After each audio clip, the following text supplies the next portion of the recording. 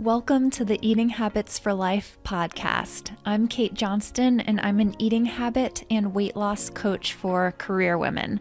I'll help you become the person who no longer has bad eating habits and loses the weight she really wants to in a way that lasts. Let's start. Hi there, welcome to the podcast. It is getting very close to winter solstice, so I want to talk about creating an exercise habit in the winter. Being that habits are my area of expertise as well as weight loss, I wanted to help you with creating an exercise habit that will help you to feel physically better and then also mentally and emotionally better, as well as help you lose some weight. I'm going to share the steps that are absolutely key in creating an exercise habit. They don't involve relying on willpower either. They make it pretty darn easy to create your new habit. So I do just want to mention that most of weight loss comes from changing your eating habits, but there are several other habits that greatly assist with weight loss.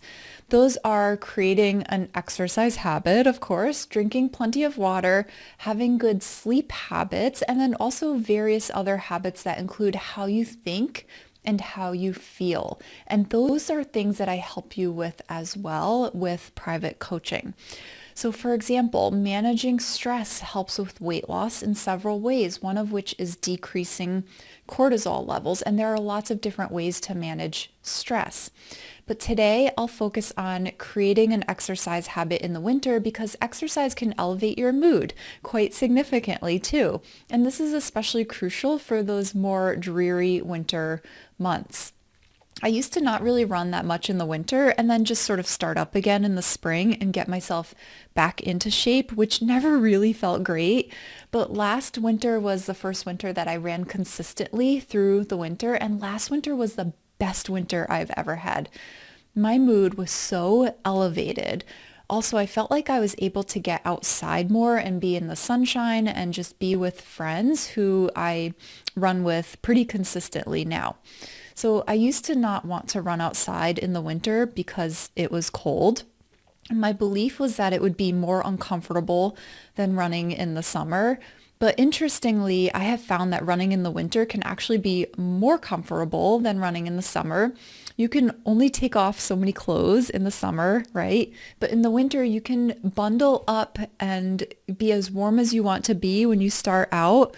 And you can always shed layers, right? And the warmer, you get warmer as you go. So you can always start off on the chillier side, but then know in a few minutes that you'll be quite comfortable.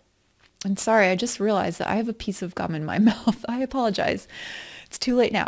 So it's important to mention that if there are other people involved, even if it's just someone that you live with, being involved with your physical activity, your exercise activity, there is that social connection component as well.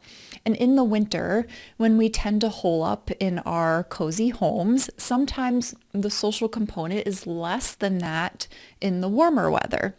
So connecting with others is especially important in the winter. This will help to elevate your mood in general, which is great for your health and happiness.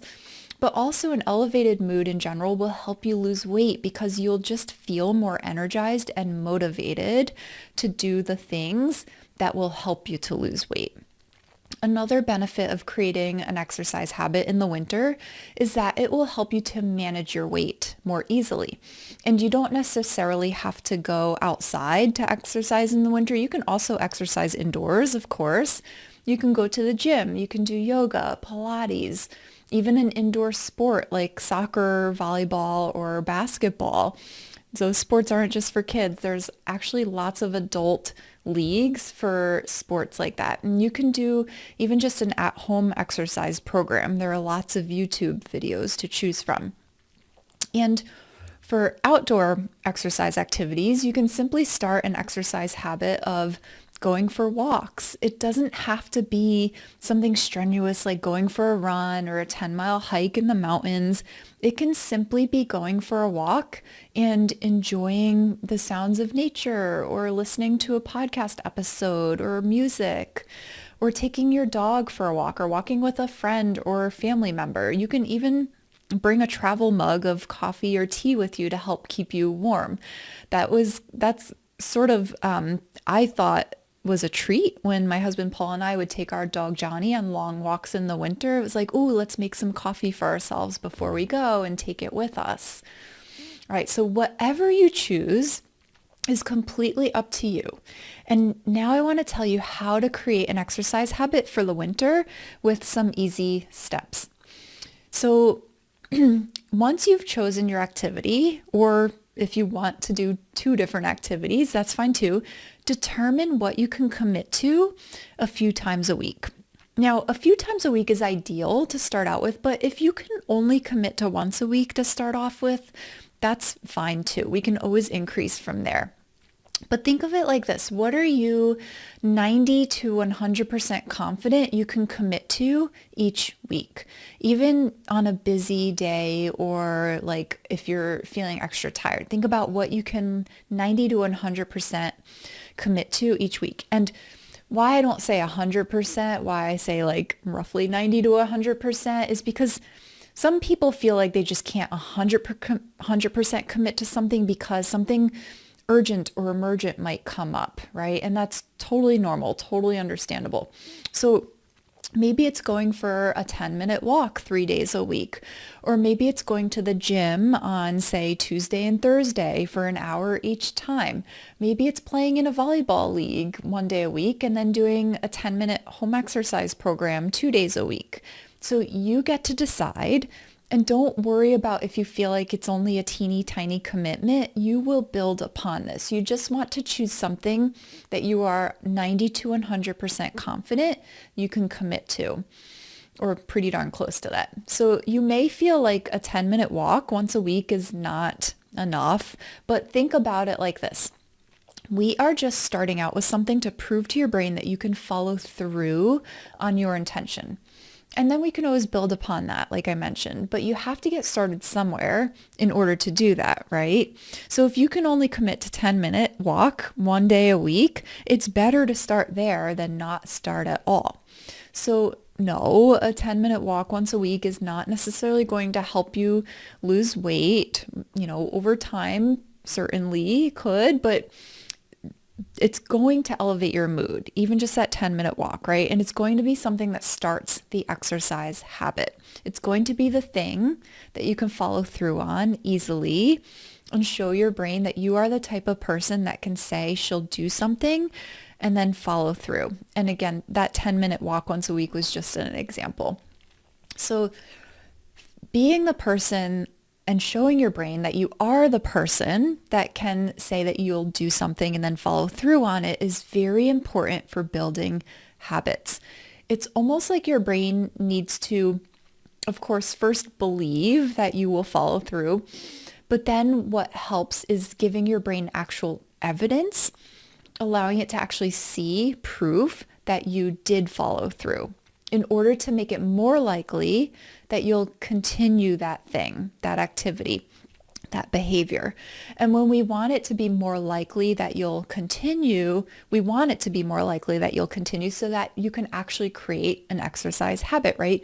You need to do something frequently enough and consistently enough that it actually becomes a habit. A new neural pathway has formed that basically is that habit, right? So next, you're going to actually choose specifically when you will exercise. Get as specific as possible, because then you're more likely to follow through. If it's just sort of like a vague plan, you're going to be much more likely to ignore it. If it's something that you've determined that you're going to do, say Monday, Wednesday, Friday at lunchtime, then because it's a specific plan, your brain will actually be much more likely to follow through come Monday, Wednesday, and Friday at lunchtime. So think about it like this. It's kind of like a date that you've set with yourself, or an appointment that you've set with yourself. You can even put it into your calendar or your planner. Speaking of planners, let me tell you, my husband Paul and I both love planners. We like the good old-fashioned handwritten ones. So we get a little bit excited when we see like the nice masculine minimalist ones. That's kind of both of our styles. I feel like career people in general tend to like planners or get a little bit excited about planners. All right, so next step is you're going to set yourself up for success. You're going to ask yourself what will make it easier to actually follow through on the thing you're going to do exercise-wise. That could be setting an alert on your phone for the time that you wanted to do the exercise activity. It could be getting the outfit out that you'll wear or putting your sneakers in a visible spot to serve as a reminder. So you'll want to think of at least one thing that will help remind you and also help you follow through on the action itself, something that'll make the activity, the exercise easier, right? So sneakers will certainly make exercise easier than if you're wearing your dress shoes to go out for a 3-mile walk, right? And then every single time you want to do that exercise or that activity, use the same thing to help you follow through. Get consistent with that. So you're not only getting into the habit of doing that same exercise, but also getting in the habit of using that same reminder or using that same thing that will make the exercise easier to actually follow through on. So let me give you an example. When I was going to the gym every day after work, I would keep my gym bag in a visible spot in my bedroom to remind me to pack my gym clothes and sneakers the night before. That way, I wasn't forgetting to pack them the next morning. And soon it became a habit to pack my bag for the gym. So it became much easier for it to become a habit to actually go to the gym, right? I didn't even need to think about it anymore. I just went through the motions every day of packing my gym bag and going to the gym after work. I would see my gym bag, pack it, and then grab it the next morning before work. And it was just like, this is as good as done. Like I'm going to the gym, right? And so when it became a habit to go to the gym after work, I went regardless of if I had the energy to go to the gym. It wasn't even a question in my brain. And that's because it just became so consistent. And that's the beauty of when things actually truly become a habit. You don't even need to use any brain power.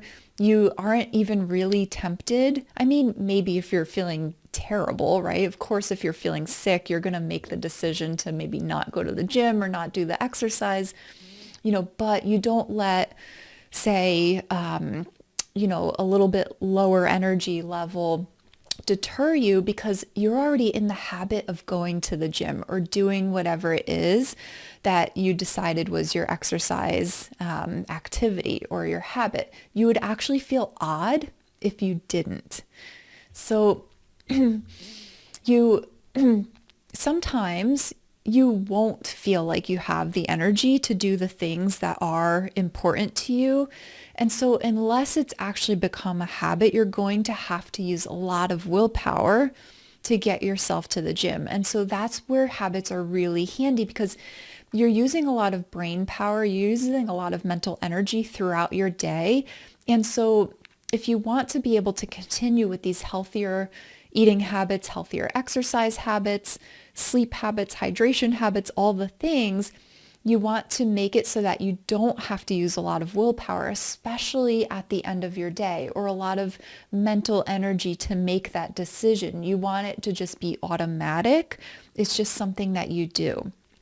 And so that's why it's just so fun when you can turn a behavior into a habit. So you don't even really need to think about it. All right. So the next step for creating an exercise habit for the winter is to reward yourself afterward.